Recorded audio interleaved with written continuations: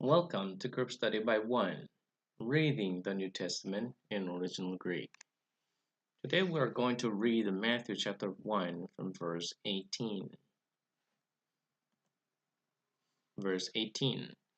Tu δε Ιησού Χριστού η γένεσης ούτωσιν, νηστεύωθήσης της μητρός αυτού Μαρίας, του Ιωσήφ, πριν εισυνερθήν αυτούς, ευρέθη εν γαστρή έχουσα εκ Πνεύματος Αγίου.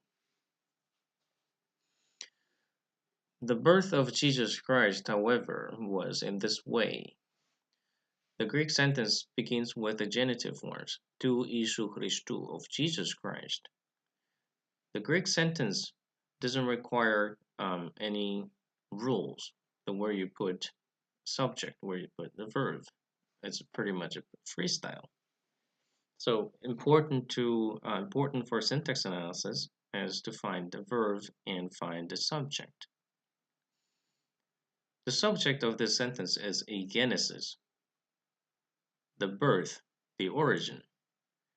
What's interesting here is that Matthew is using the same word that he used in the verse 1. Vivlos geneseos, do you remember? A book of genealogy. We have translated into genealogy. But can we apply it here as well? The genealogy? No. This means here the birth or the origin. But if you simply put the birth, then we're missing the connection in English terms. But if you put origin, well, is Matthew talking about the pre-time? No. But anyway, in the sense, the right translations, I think, it would be the birth of Jesus Christ, as he's going to tell the story of the birth. But in the sense of the origin and the connections with the verse 1, the genealogy from verse 2 to verse 17. So he's not separating the verse 18 from the genealogy in the previous verses. It's making connections with the same word. Nistevothesis is from the verb nistevo. Let's take a look at it.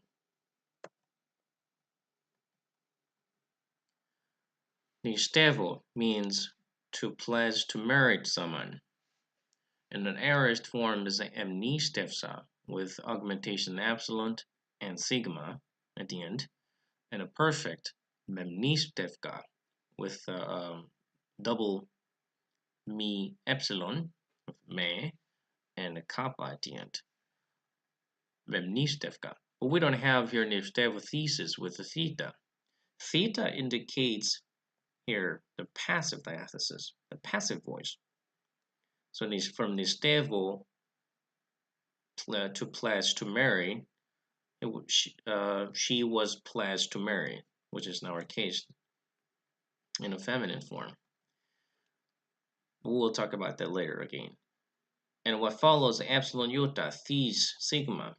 These indicates that this is a participle. This is a typical change of the participle. And with with the eta sigma at the end indicates this is a genitive form. Let's look at more of the participle. We know that the e's is the genitive forms. And how does it come? I call it as the end stem, as epsilon ni tav end stems. Why? Because in a masculine and a neutral cases, the participle, the ending changes from these and a neutral then. In a genitive, it becomes thentos with epsilon ni tav. Thentos. So again, these, thentos, thenti, thenta. Os, e, a. So the third declension change is inserted there. In the feminine cases, it's a little bit different. Thesa, thesis, thesi, thesan. It starts with the alpha, a, and finishes with an. But in the Genitive and a dative case, we have a different form. Is, e. So normally it changes from a, as, a, an. But in this case, it's called asymptomatic changes. Starts with a, but in again genitive and a dative case, we have from e with the eta changes. So a, is, e, an.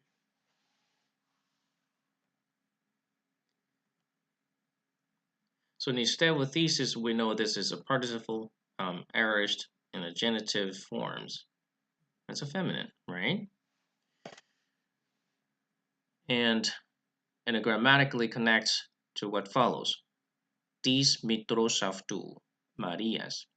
Instead with thesis, the participle only tells us that this is the feminine as a subject of this participle, but we don't know who it is. So Matthew explains here, Tis mitros avtu Marias. His mother, Maria, is a subject. So, she pledged to marry to Joseph, to Yosef, stative. So the grammatically connects, you can put the parenthesis from the thesis until Marias. Grammatically, it belongs all together. And also, the word itself requires the dative. But not always, but here it requires as what we have, to Yosef, the dative. So technically, it all goes together. Prin e, either prin e or without eta, prin, you can translate as before. So the before they come together. Συνεθήν αυτούς, we have an accusative with the infinitive. How do we know that? How does it become?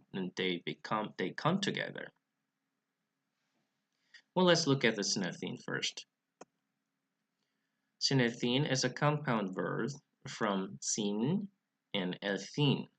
Elthin, of course, derives from erchome.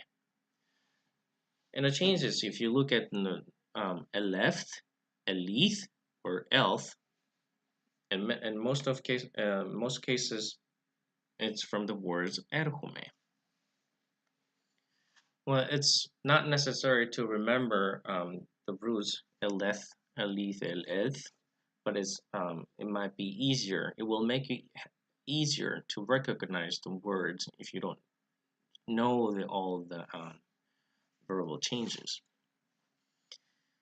So συνελθήν with the epsilon iota ni makes it infinitive. So erchome, come, sin, together. So come together. That's actually what it means. There's another thing to notice here is the word changes dramatically in an imperative. Ethi, the second person singular in imperative forms, well, as you can see, you don't really see anything up there.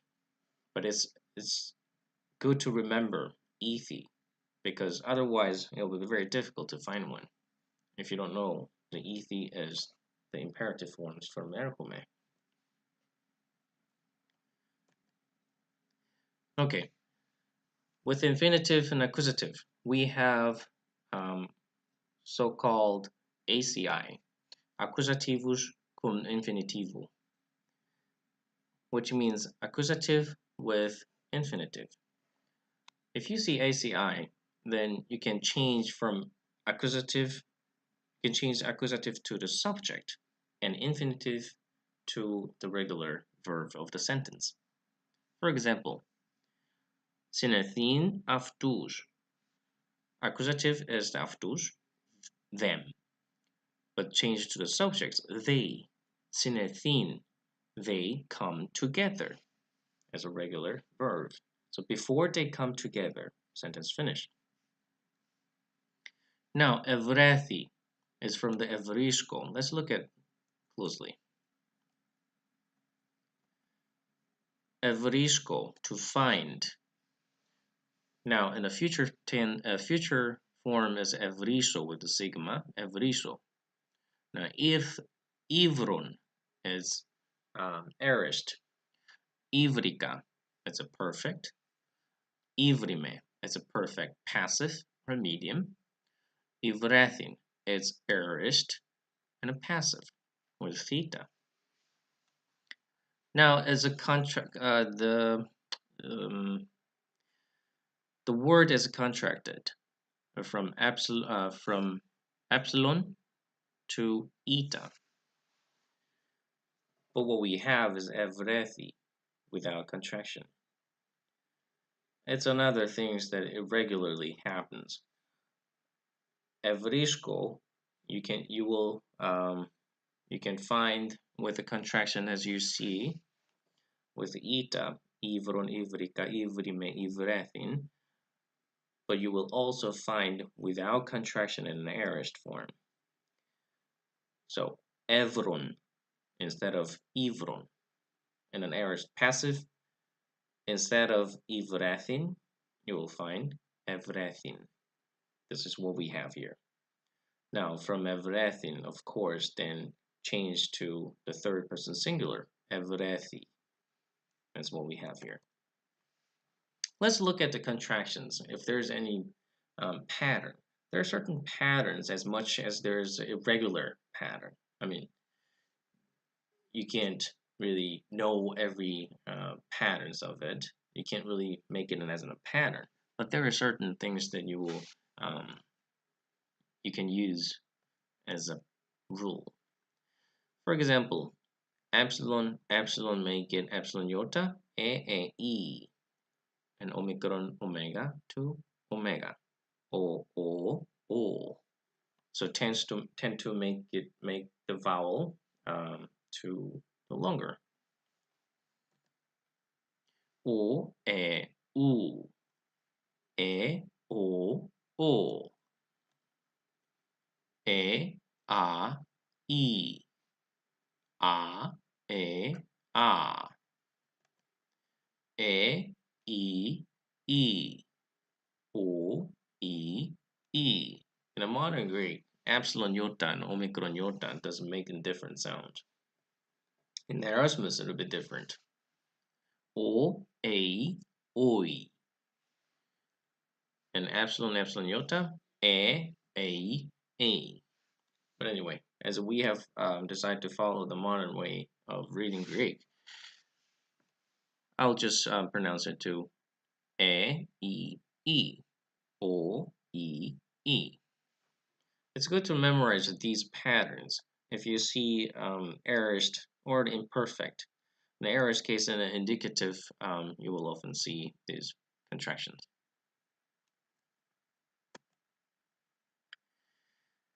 Now, evrethi, she was found.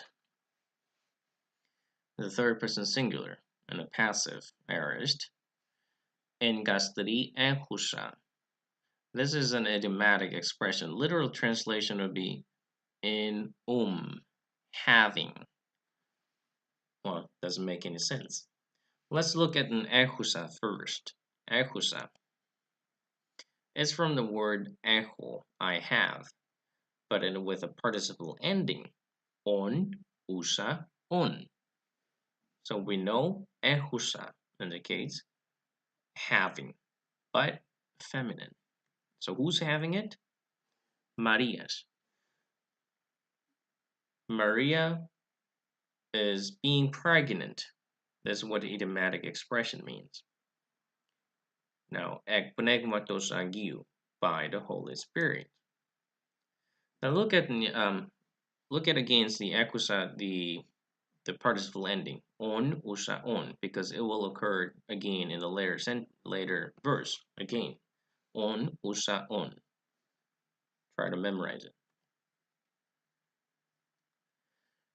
Now, engastri echusa ekpnegmatos agiu, having in by the Holy Spirit. So, being pregnant by the Holy Spirit. She was found before they come together.